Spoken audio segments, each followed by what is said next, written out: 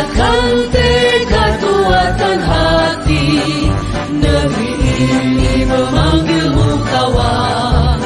Belajar bergerak berbagi untuk negeri, guru penggerak majukan pendidikan. Guru penggerak menghamba pada murid, kreatif rancang pembelajaran. Hargai potensi, tingkatkan prestasi, lahirkan profil pelajar Pancasila. Belajar bergerak berbagi untuk negeri, kita menjalin kolaborasi. Belajar bergerak berbagi untuk negeri, demi bakti pada Ibu Pertiwi.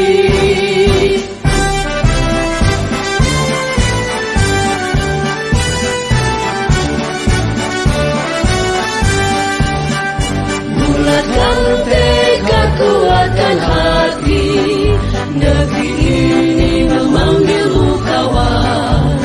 Belajar bergerak berbagi untuk negeri, guru penggerak majukan pendidikan. Guru penggerak menghamba pada murid, kreatif rancang pembelajaran. Hargai potensi, tingkatkan prestasi, lahirkan profil pelajar Pancasila. Belajar bergerak berbagi untuk negeri, kita menjalin kolaborasi. Belajar bergerak berbagi untuk negeri, demi bakti pada Ibu Pertiwi. Belajar bergerak berbagi untuk negeri, kita menjalin kolaborasi. Belajar bergerak berbagi untuk negeri, demi bakti pada Ibu Pertiwi. Demi bakti pada Ibu Pertiwi.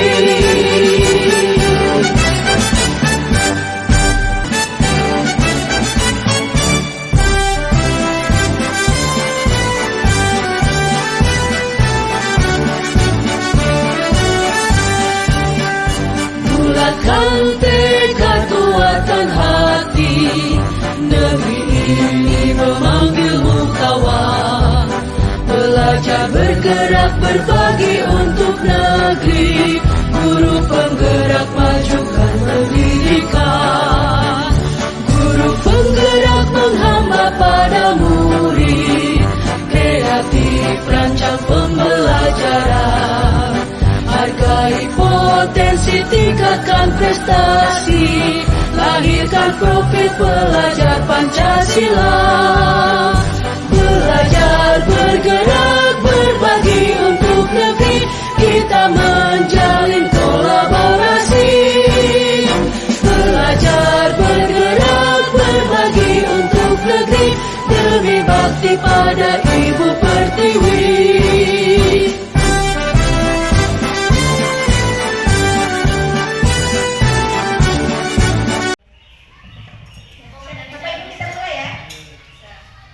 Assalamualaikum warahmatullahi wabarakatuh. Yang terhormat Bapak Kepala SD 0414 Koto dan teman-teman guru hebat yang saya banggakan. Baiklah, di sini pada kesempatan ini terima kasih telah bisa hadir ya untuk mendampingi kami dalam berbagi praktik baik, yaitu menyebarkan pemahaman dan penerapan pengalaman budaya positif.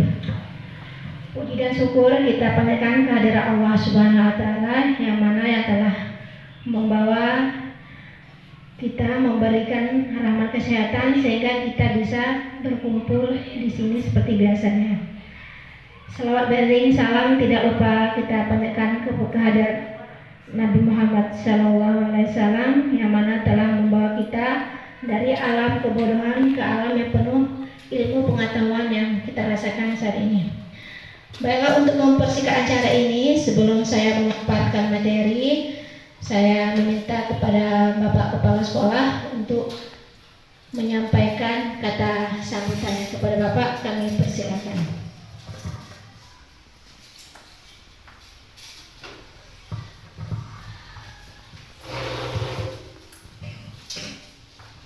Bismillahirrahmanirrahim. Assalamualaikum warahmatullahi wabarakatuh.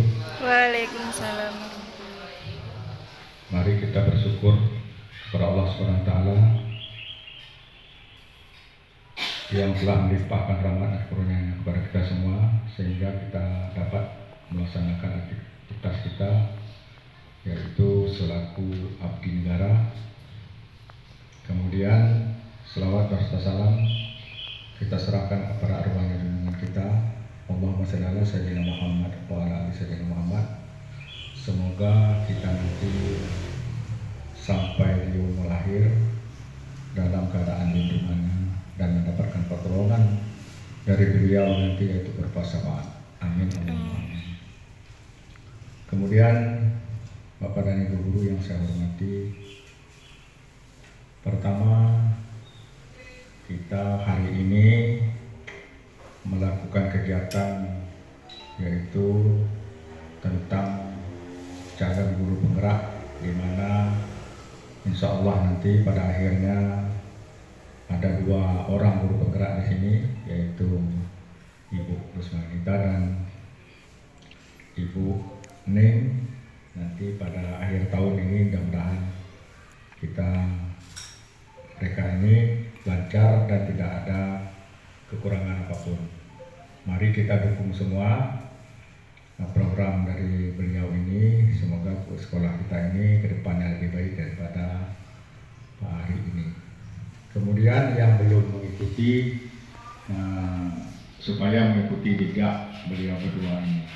Kemudian bagi guru-guru yang sudah berumur, mungkin beliau tidak bisa mengikuti lagi sesuai dengan aturan yang ada.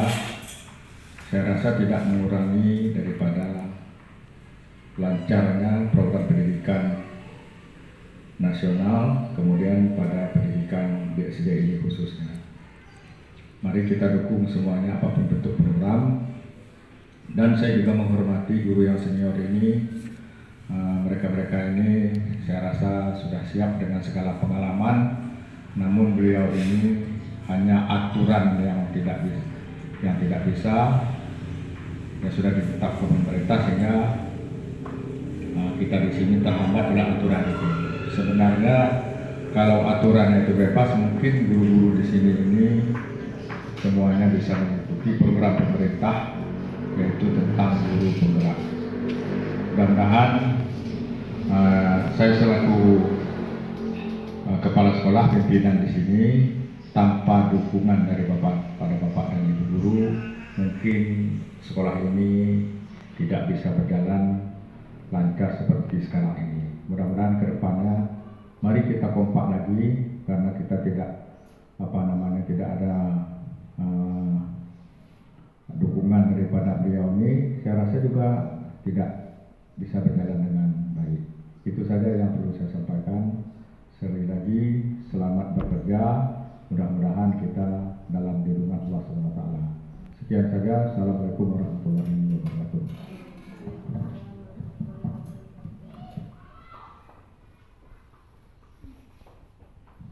Terima kasih kepada Bapak Kepala Sekolah yang telah memberikan sambutan. Baiklah, kita langsung saja ya Bapak Ibu tentang pemaparan materi. Ayo, kita langsung. Ya. Nah, di sini kami akan berbagi ya, ini pengalaman kami yang pernah kami dapatkan selama pendidikan guru penggerak. Yaitu ini sebagian materi yang kami dapatkan pada modul 1. Ya, modul 1.1, 1.2 sampai 1.4. Nah, yang pertama ya, kita akan mengenal dulu tentang budaya positif. Nah, Bapak Ibu ya, pengertian budaya positif adalah sebuah nilai kebajikan yang menjadi keyakinan dan pada akhirnya menjadi karakter atau ciri khas dari sebuah komunitas atau lembaga. Untuk menciptakan budaya yang positif di sekolah, guru hendaklah mampu menjalankan perannya dalam menciptakan pembelajaran yang nyaman dan menyenangkan di sekolah. Karena budaya positif dapat mendorong murid untuk mampu berpikir dan bertindak serta mencipta sebagai proses memerdekakan dirinya sehingga murid lebih mandiri dan bertanggung jawab. Ada beberapa konsep yang harus diketahui untuk membentuk budaya positif. Nah, ini Bapak Ibu ya, konsep utama budaya positif yang mungkin nanti bisa kita terapkan ya, sama-sama kita belajar, kita terapkan di sekolah kita.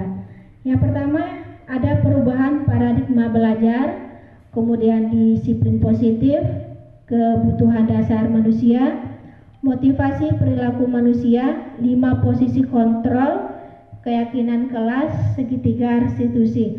Nah, dari ke-7 ini nanti, nah mungkin nanti yang sangat perlu kita pahami itu tentang kita yang mengajari kelas tentang 5 posisi kontrol, keyakinan kelas, segitiga restitusi. Baiklah, yang pertama tentang pembelajaran dengan paradigma baru. Ya, ini sesuai dengan pendapat Ki Hajar Dewantara ya, bahwasanya kita harus belajar dengan sesuai dengan perkembangan zaman ya.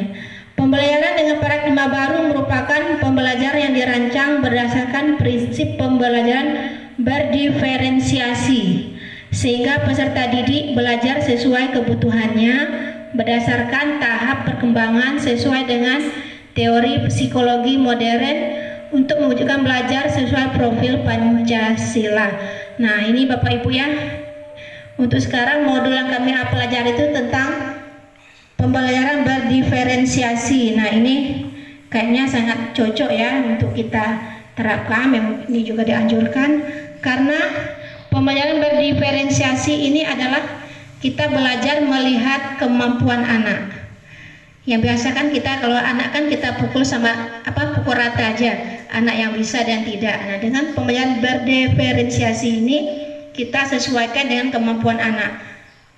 Biasa kan ada anak yang pintar, menengah dan rendah ya. Nah, di sini nanti kita sesuaikan baik dari kalau materi itu bisa kita berikan yang sama, cuma nanti pas di di pengambilan nilai. Nah, di situ yang harus kita bedakan.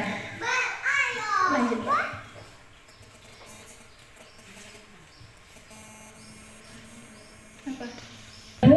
Ini ya, pengertian dari pembelajaran berdiferensiasi. Pembelajaran berdiferensiasi adalah teknik pembelajaran di mana guru menggunakan berbagai metode pengajaran untuk memenuhi kebutuhan individual setiap siswa sesuai dengan kebutuhan mereka. Kebutuhan tersebut dapat berupa pengetahuan yang ada, gaya belajar, minat, dan pemahaman terhadap mata pelajaran. Nah, ini seperti yang saya sampaikan tadi. Ya, dalam pembelajaran berdiferensiasi itu di sini guru dituntut mempelajari karakter muridnya seperti apa. Tentunya kita di kelas kan tahu, oh ya ini anak yang pintar, yang sedang, dan yang pengetahuannya lebih tinggi atau cerdas. Nah, sini nanti bisa kita lihat anak-anak itu gaya belajarnya seperti apa, maunya seperti apa. Nah, di situ nanti kita pelajari. Biasakan ada anak itu kalau lebih suka, lebih cepat dia nangkap kalau nonton video ya. Nah, atau kita jelaskan, dia mendengarkan. Ada yang juga yang dia kalau diberi gambar aja dia sudah bisa menangkap, udah paham. Nah, jadi kemampuan anak itu berbeda-beda. Nah, di sini kita dituntut untuk memahami karakter anak dulu, kesiapan anak dulu dalam belajar, baru kita melanjutkan pembelajaran itu apa yang cocok yang akan kita terapkan di kelas. Nah, yang kedua adalah disiplin positif dan nilai kebajikan. Disiplin positif adalah pembiasaan-pembiasaan yang baik, mencakup sikap atau perilaku maupun tutur kata oleh seluruh warga di sekolah, terutama bagi murid agar dapat berkembang menjadi pribadi yang kritis, mandiri, dan bertanggung jawab. Masuk Pak. Sebagai pendidik, tujuan kita adalah menciptakan peserta didik yang memiliki disiplin diri sehingga mereka berperilaku mengacu kepada nilai-nilai kebajikan universal dan memiliki motivasi dalam diri menuju perubahan perilaku ke arah yang lebih baik. Nah, di sini ya kita juga sudah ada menerapkan ya sekolah kita disiplin positif dan nilai kebajikan. Ya, itu tentang keagamaan ya, beriman dan bertakwa. Ya Bapak Ibu, kita juga sudah mulai menerapkan tentang sholat duha, Jumat, sirama-rama setiap hari Jumat. Nah, kemudian sholat zuhur berjamaah. Kemudian ada juga membaca Yasin dan yang lainnya. Ini merupakan bagian dari nilai-nilai kebajikan yang memang harusnya ya perlu kita tingkatkan lagi nanti ke depannya. Ya. Apalagi ya jangan cuma yang kita sebutkan tadi, kita mungkin nanti kita adakan ekstra tentang keagamaan, biasanya ada tahfiz, hafalan, nah itu bisa juga. Karena itu merupakan nilai-nilai kebajikan yang memang harus kita terapkan. Nah, ini adapun nilai-nilai kebajikan, nilai yang disepakati bersama lepas dari suku bangsa, agama, bahasa maupun latar belakang. Contoh nilai kebajikan organisasi atau institusi. Nah, menurut profil pelajar Pancasila, ya, nilai kebajikannya itu ada beriman dan bertakwa kepada Tuhan Yang Maha Esa, berakhlak mulia, berkebinekaan global dan gotong royong. Ya, di sini kita sudah menerapkan ya, Bapak Ibu, alhamdulillah ya, tentang gotong royong, beriman dan bertakwa, berakhlak mulia ya. Jadi sama-sama kita tingkatkan lagi ya, semoga kedepannya lebih baik. Nah, kemudian menurut IBO Primary Years Program ya, nilai kebajikan itu ada toleransi, rasa hormat, integritas, mandiri, menghargai, antusias, empati, keingintahuan dan kreativitas. Nah, di sini kita juga tentunya sama anak-anak itu sudah mengajarkan tentang toleransi, rasa hormat kepada guru, sesama teman ya. Nah, itu seperti apa? Kemudian menghargai ini tentunya kan anak-anak itu kan ada yang berbeda, ada yang pintar, ada yang enggak. Nah, itu kan kita ajari kepada anak-anak kita bagaimana seharusnya kita bersikap pada teman kita yang kurang dari kita, seperti itu. Nah, kemudian untuk nilai kebajikan selanjutnya yaitu keterampilan hidup atau life skill ya, yaitu dapat dipercaya, lurus hati, pendengar yang aktif, tidak merendahkan orang lain. Nah, kemudian yang ketiga, kebutuhan dasar manusia. Kebutuhan dasar manusia merupakan sesuatu yang kita lakukan untuk mendapatkan apa yang kita inginkan. Seluruh tindakan yang kita lakukan memiliki tujuan. Semua usaha terbaik yang kita lakukan agar kebutuhan dasar kita terpenuhi. Sama seperti sekolah kita ini, kita tentunya mempunyai suatu tujuan. Betul Bapak Ibu?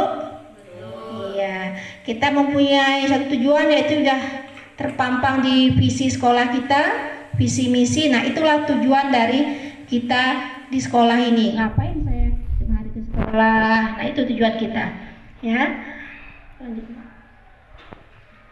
nah ini adapun 5 kebutuhan dasar manusia. Yang pertama, untuk bertahan hidup. Ya, untuk bertahan hidup ya kita butuh makanan, pakaian, tempat tinggal, keamanan dan kesehatan. Ya, kita datang ke sekolah ini salah satu cara kita untuk bertahan hidup, karena disinilah kita ya untuk bekerja ya, bekerja jadi mendapat hasil. Nah, di situ kita ya untuk beli beras ya Bu ya. Nah, iya, itu salah satu cara kita bertahan hidup. Mungkin yang di luar ada lagi ya, kayak kebun sawit segala macam. Kemudian penguasaan. Nah, kita nih penguasaan tentang diri kita, bahwasanya kita itu punya harga diri. Kemudian keinginan untuk dianggap, memimpin, berprestasi, diakui dan didengar. Nah, kemudian kasih sayang dan rasa diterima. Nah, rasa diterima, dipedulikan, berbagi kerjasama dan menjadi bagian dari kelompok. Nah, ini yang perlu perlu ya, dan sangat ini kita tingkatkan lagi ya. Nah, kita perlu bekerja sama bagaimana menjaga kekompakan kita supaya sekolah ini lebih baik ke depannya. Kemudian kebebasan, yaitu bagaimana kita menjadi seorang yang mandiri, memiliki pilihan, mencoba hal baru, dan mampu mengendalikan arah diri. Nah, ini salah satu yang kita lakukan ya, dengan mengikuti guru penggerak ini, mencoba hal baru. Ya mungkin kalau seperti kita ya, kayak pengalaman saya sendiri, mungkin saya tidak akan mengenal namanya itu kanvas, kalau macam dapat ilmu seperti ini kalau saya tidak lolos di guru penggerak. Mungkin saya juga tidak akan memegang namanya laptop kalau tidak pas mau ngisi rapor, mau di print itu. Nah, ini salah satu cara kita untuk berkembang. Kemudian kita juga butuh kesenangan. Nah, kesenangan ini bermain, humor, antusias, dan tertawa. Ya ini, ya boleh. Ya ini kesenangan ya, boleh ya Pak Kepala Sekolah. Kapan-kapan kata Ibu Nur tuh kita jalan-jalan. Itu salah satu juga kesenangan. Ya boleh. Tapi yang kalau jalan-jalan saya mintanya yang dekat saja. Saya nggak bisa jauh-jauh, maaf ya. PW boleh. Nah ini nilai kesenangan ya. Lanjut. Yang keempat adalah motivasi perilaku manusia. Motivasi merupakan dorongan yang dimiliki seorang individu yang dapat merangsang untuk dapat melakukan tindakan-tindakan atau sesuatu yang menjadi dasar atau alasan seseorang untuk berperilaku untuk mencapai tujuan tertentu. Menurut Jane Gosen dalam bukunya, ya ada 3 motivasi. Yang pertama untuk menghindari ketidaknyamanan atau hukuman. Kemudian yang kedua untuk mendapat imbalan atau penghargaan dari orang lain. Yang ketiga untuk menjadi orang yang mereka inginkan dan menghargai diri sendiri dengan nilai-nilai yang mereka percaya. Nah ini merupakan biasanya 3 perilaku ini yang terjadi pada anak kita, ya, kita dan anak kita. Yang pertama itu untuk menghindari ketidaknyamanan atau hukuman. Biasanya kita menuntut anak-anak kita membuat tugas. Mungkin ya dia untuk menghindari ke hukuman apa ketidaknyamanan tadi ya dia buat aja. Mungkin kenapa? Daripada saya dihukum, tugas saya buat saja. Entah hasilnya seperti apa. Kan ada ya Bapak Ibu ya? Nah, iya kadang kita udah capek ngasih tugas nggak taunya hasilnya 0. Padahal tugas itu PR. Bisa dikerjakan di rumah, bisa bertanya kepada orang tua, tetapi tidak tahu hasilnya pas sampai sekolah kita kecewa itu. Itu kenapa? Karena anak tersebut dia hanya daripada saya dihukum, dia menghindari ketidaknyamanan saja. Nah, kemudian untuk mendapatkan imbalan atau penghargaan dari orang lain. Contoh, kalau saya berbuat seperti ini nanti saya akan dipuji. Saya berbuat seperti ini nanti ibu guru, bapak guru akan ngasih saya sesuatu. Nah itu, ini dia melakukan sesuatu itu karena ada sesuatunya, karena ada imbalannya, ada yang akan dia dapatkan.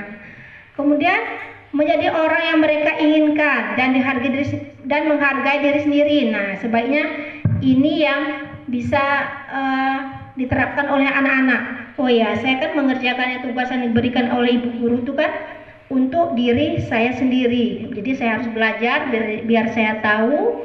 Nah kemudian dari itu saya harus menghargai diri saya sendiri. Dari tugas itu, berarti ibu guru nanti akan lebih menghargai saya lagi. Nah seperti itu. Nah ini yang tidak kalah pentingnya ibu-ibu ya, tentang 5 posisi kontrol. Nah ini banyak juga yang kami perdebatkan kemarin tuh, bukan berdebat ya istilahnya itu sharing lah, berbagi pengalaman ya.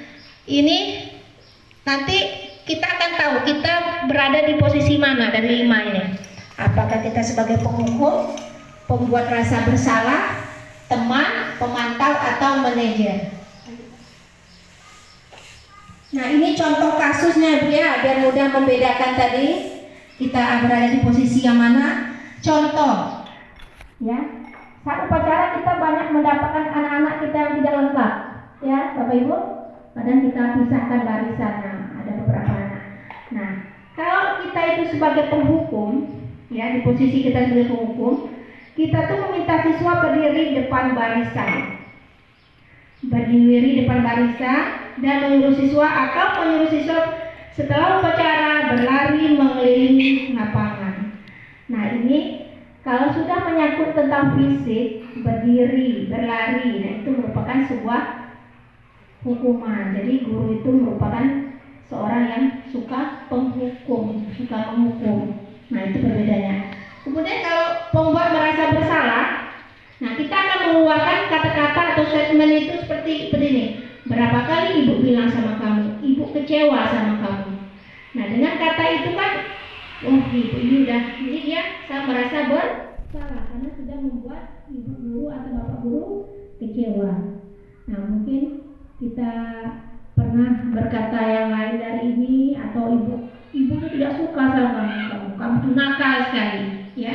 Itu pengalaman saya juga, karena kita dalam kelas itu banyak tingkah laku macam-macam kenakalan anak tuh, ya bermacam-macam. Itu yang harus kita kendalikan. Jadi kita harus bisa menjaga emosi kita sendiri. Ya. Kemudian ada guru yang berperan sebagai teman. Nah, ini ya, sebagai teman yang merangkul anak-anak. Nah, ini ada dia, ayolah buat ibu guru bangga. Kali-kali jangan seperti ini lagi ya. Jadi kita tuh seolah tuh menjadi teman bagi anak itu.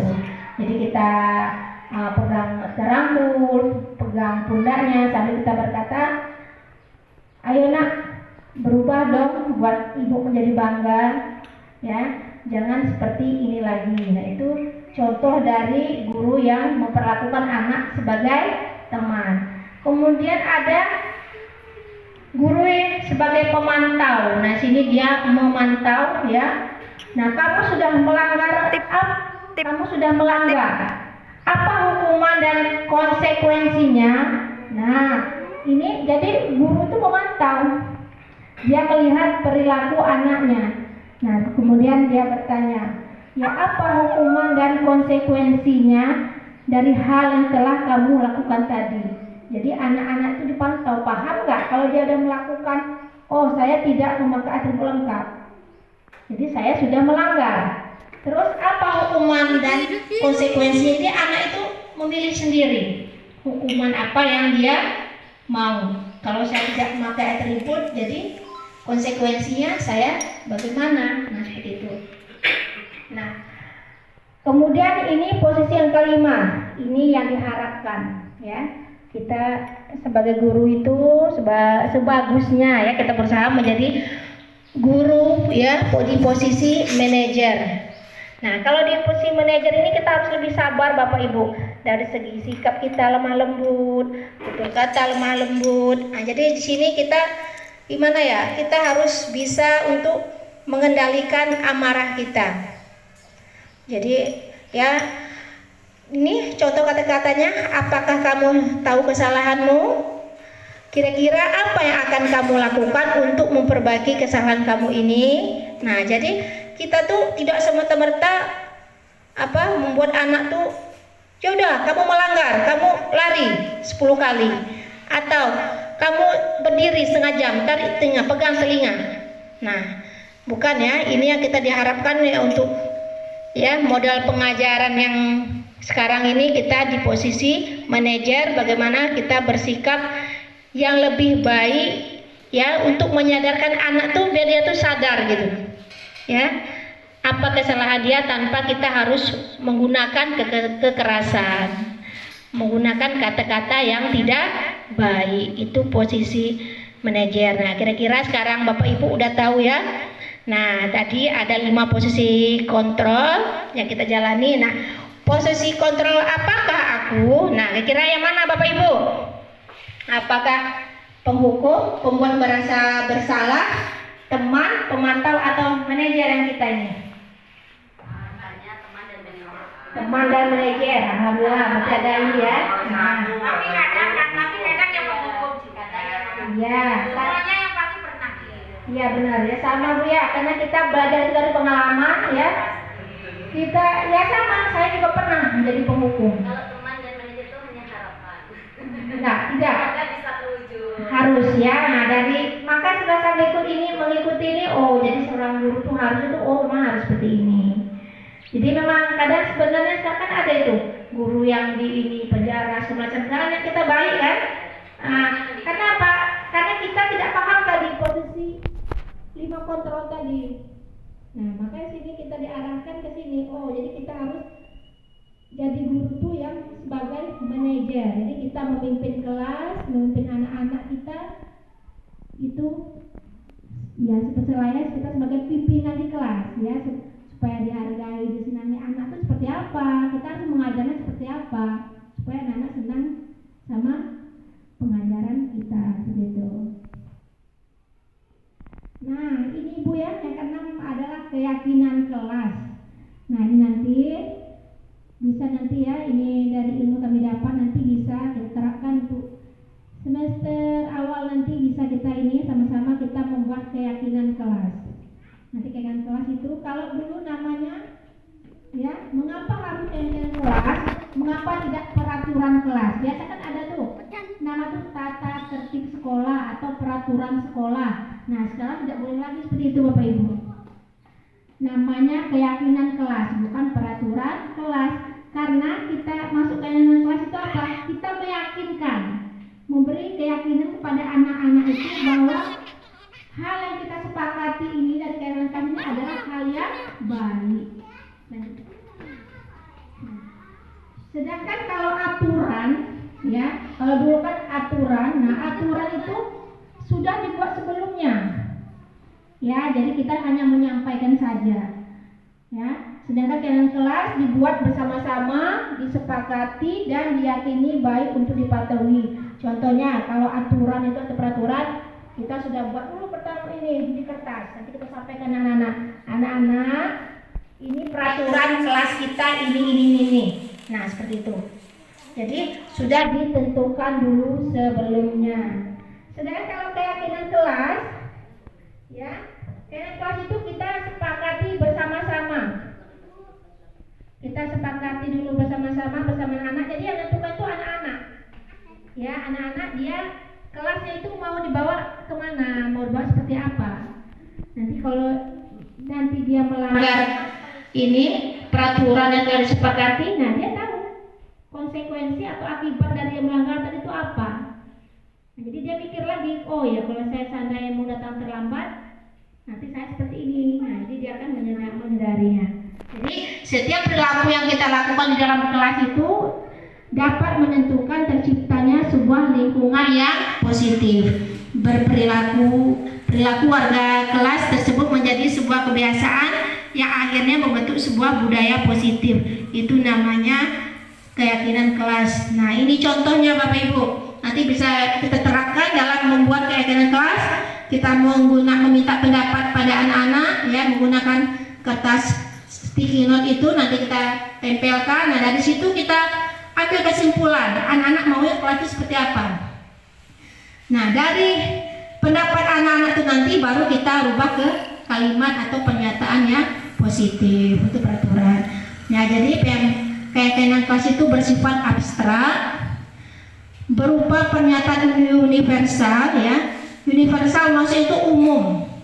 Contohnya, buanglah sampah pada tempatnya. Kalau buang sampah pada tempatnya berarti rasa tanggung jawab terhadap kebersihan. Jadi keyakinan kelasnya bisa bertanggung jawab. Kan bertanggung jawab itu banyak Bapak Ibu. Bertanggung jawab terhadap tugas, kebersihan kelas, terus saling menghargai, menghormati. Nah, seperti itu.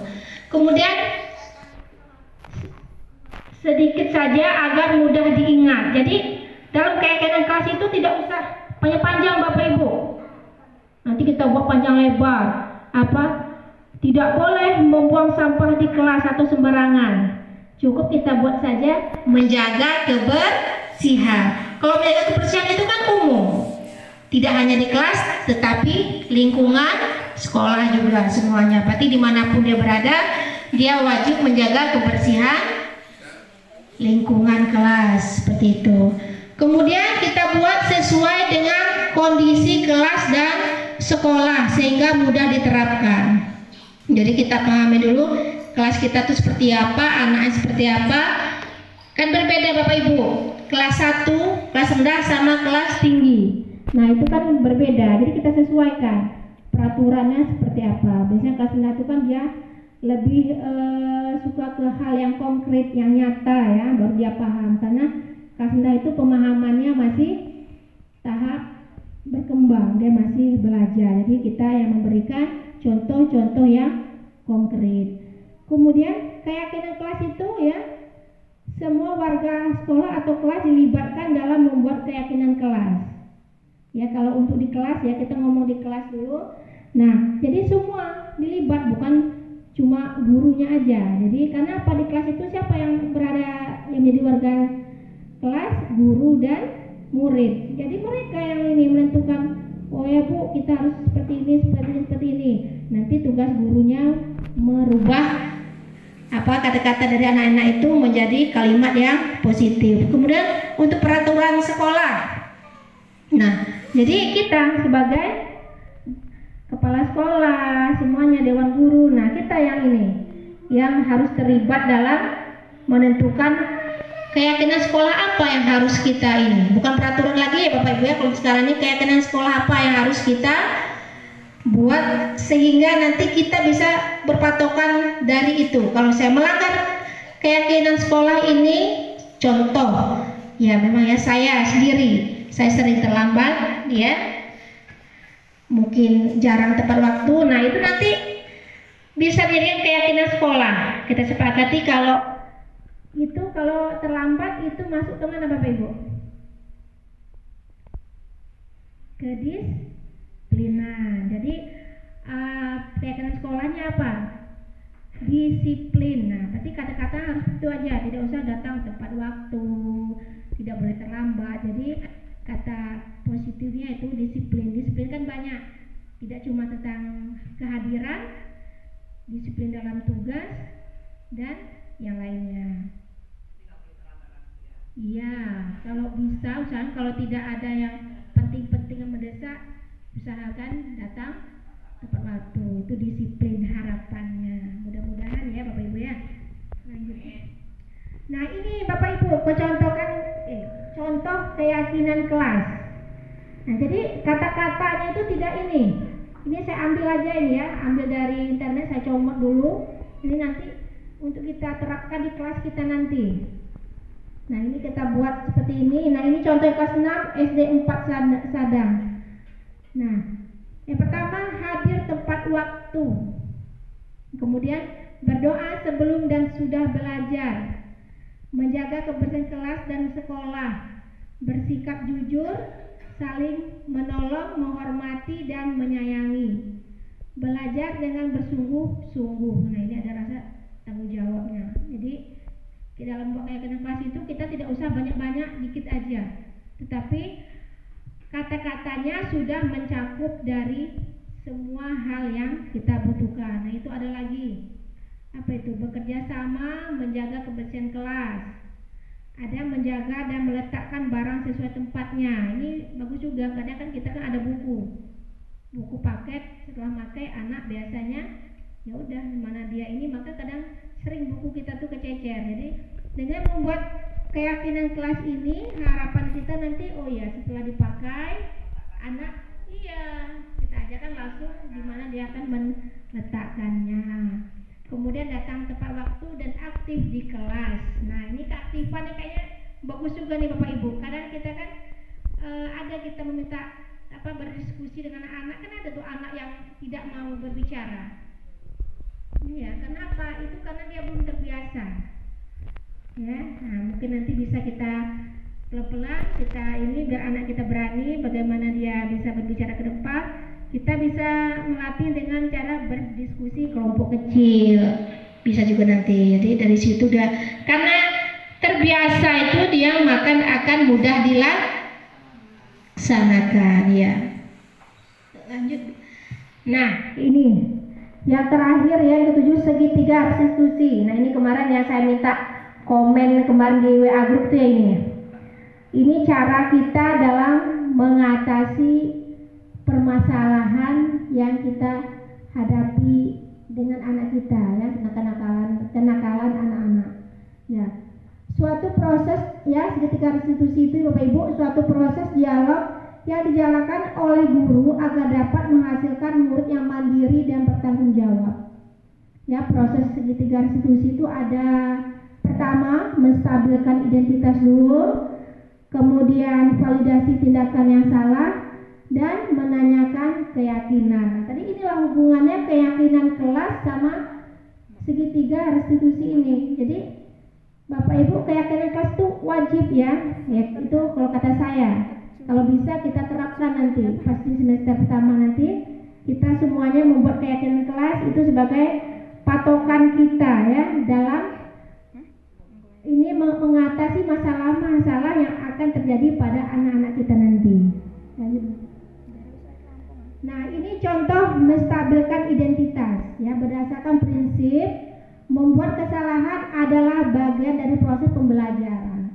Nah, sini prinsip ini mengatakan bahwa tidak apa-apa salah, karena salah itu adalah proses kita untuk membenarkan diri kita menjadi lebih baik. Karena salah itu adalah proses kita belajar. Dari kesalahan itu diharapkan kita ya dari pengalaman itu kita menjadi tahu oh yang benar itu seperti ini, seperti itu ya. Nah, ini contoh kalimat yang bisa kita gunakan ya. Kita ketemu anak kita membuat salah, kita panggil, tentu ya kita duduk berdua saja, kita panggil anak kita itu, kita tanyakan, ya ibu sengaja manggil kamu ke sini tadi ibu lihat kamu membuang sampah sembarangan, itu contohnya. Nah, terus iya bu, kan dia mengakui, nah terus kita supaya dia tuh merasa dihargai, ya kita tidak menyalahkan dia, kita sebutkan, ya berbuat salah itu nak memang manusiawi. Tetapi sebaiknya dari kesalahan yang kamu lakukan, kita harus dapat belajar dari kesalahan itu. Bagus apa enggak, baik apa enggak yang telah kamu lakukan. Nah, seperti itu. Kemudian bisa juga kita menggunakan tidak ada manusia yang sempurna. Jadi semua manusia itu baik guru, siswa, semuanya pasti pernah melakukan kesalahan itu intinya. Iya, ada banyak kekurangannya ya Bu ya. Nah, kemudian ibu bapak tidak mau mencari siapa yang salah. Nah, itu salah satu juga kata-kata penguatan untuk anak. Kadang kan anak kita panggil, dia udah takut duluan. Akhirnya dia tidak mau menyampaikan apa yang dia inginkan tadi. Kenapa? Takut dimarahi. Nanti ya karena dia tahu dia buat kesalahan. Nah, terus pasti dia, saya nggak maulah jujur apa gimana, nanti bapak atau ibu guru pasti lebih marah lagi, dia kan menyalahkan saya lagi. Nah, makanya kita menggunakan tentang menstabilkan identitas itu. Jadi kita gunakan kata-kata yang menguatkan anak dulu. Kita tidak menyalahkan anak dulu supaya anak itu mau menyadari dari kesalahannya. Kemudian validasi tindakan yang salah. Ya, ini yang tahap yang kedua. Berdasarkan prinsip setiap perilaku berupaya memenuhi suatu kebutuhan tertentu. Nah, contohnya, ya setelah anak tadi membuang sampah kita panggil, setelah kita memvalidasi masalah tadi, setelah kita kasihkan penguatan dengan cara kita tidak menyalahkan anak tersebut. Nah, kemudian bisa ini yang kita lakukan. Kita katakan pada anak, padahal kamu bisa loh melakukan hal lebih buruk ini, lebih dari ini, ya. Contoh tadi hanya membuang sampah di kelas saja, mungkin kedepannya dia juga bisa membuang sampah di mana-mana. Nah, kemudian kamu pasti punya alasan mengapa melakukan hal itu. Nah, seperti kemarin saya ada pernah juga tuh di anak saya kelas 1 sama kelas 2. Ya, anaknya Pak Mardi kemarin siapa Alwi, iya Pak ya. Nah, ada siapa yang namanya itu Alfi. Ya, itu menendang si Tutri. Nah, itu juga kemarin itu. Jadi kalau kita ini bisa kita terapkan dalam untuk menyelesaikan masalah itu. Tentunya dengan kita memanggil kedua anak tersebut tanpa di tempat keramaian seperti itu. Jadi kita menanyakan kepada anak itu apa alasan dia melakukan hal tersebut. Jadi anak-anak kan akan menjelaskan seperti kemarin itu, ini Bu, yang tidak tahunya setelah saya tanyakan ternyata kenapa si Alpin itu mendas si Tutri, nggak tahu kenapa pas berlari ketumbur sama Tutri, jadi si Alpin ini marah. Nah, cuma masalah sepele ya, jadi kita Ibu kan dulu menyelesaikannya bisa dengan segitiga restitusi. Nah, kemudian setelah itu tahap yang ketiga, kita menanyakan keyakinan kelas berdasarkan prinsip teori kontrol bahwa pada dasarnya kita termotivasi secara intrinsik. Nah, ini maksudnya kita tadi kan sudah membuat keyakinan kelas, ya, menjaga kebersihan contohnya tadi. Tapi kita mendapati anak kita membuang sampah sembarangan. Bisa kita kembalikan lagi pada keyakinan kelas tadi. Kita panggil anak, kita tanyakan, ya, apa yang telah kamu lakukan, apa alasannya. Kemudian kita tanyakan, dengan kamu membuang sampah sembarangan ini, hal keyakinan kelas apa yang telah kamu langgar? Nanti dia akan ingat lagi keyakinan kelas yang telah dia buat sama-sama tadi. Nanti dia akan menjawab, iya Bu, tentang kebersihan. Nah, setelah itu nanti dia akan tahu konsekuensinya seperti apa. Terus kita tanya lagi, nah, setelah kamu tahu keyakinan kelas kamu langgar, apa yang akan kamu lakukan? Jadi kita tanya sama anak, jangan kita yang kamu udah buang sampah sembarangan, jadi kamu harus buang sampah. Tidak, biar anak sendiri yang menggali pengetahuan dia harus sadar gitu ya. Itu salah satu caranya. Kita tanya, dia akan bilang, oh ya Bu, kedepannya saya akan membuang sampah pada tempatnya. Dan iya, itu salah satu. Iya, mudah-mudahan ini salah satu caranya kita menggali diri anak-anak itu supaya dia sadar. Ya, kadang kan anak-anak kan tahu ya Bapak Ibu, cuma kadang dia tuh sering pura-pura nggak tahu atau sengaja mencari satu perhatian. Nah, ini yang tahap yang ketiga. Setelah dia tahu nanti kesalahan dia apa, bagaimana cara dia mengatasinya. Jadi, oh, saya sudah melanggar ini, berarti konsekuensinya saya akan menerimanya seperti ini. Gitu. Ya, baiklah, ini kesimpulan atau penutup ya dari materi kita hari ini, ya Bapak Ibu.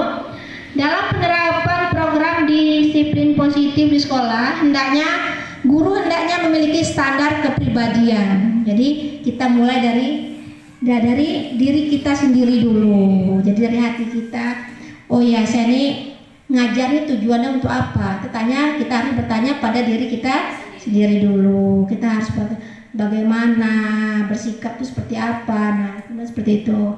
Nah, kemudian profesional dan sosial yang baik, di mana guru mampu merefleksi dirinya dalam posisi kontrol saat ini. Jadi kita, oh ya, dalam anak seperti ini saya harus seperti ini. Jadi kan posisi apa tadi yang lebih baik tadi Bapak Ibu?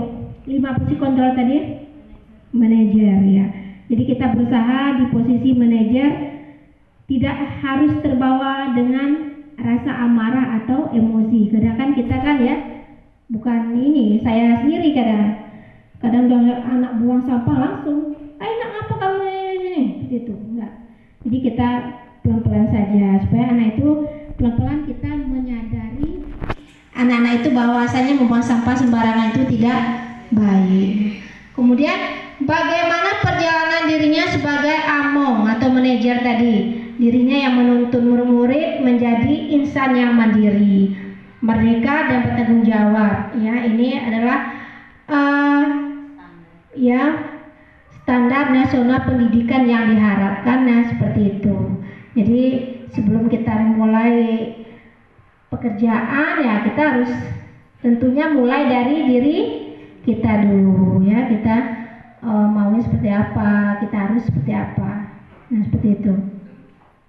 Ya, baik Bapak Ibu, itulah tadi ya presentasi tentang aksi nyata saya hari ini tentang berbagi praktik baik ya.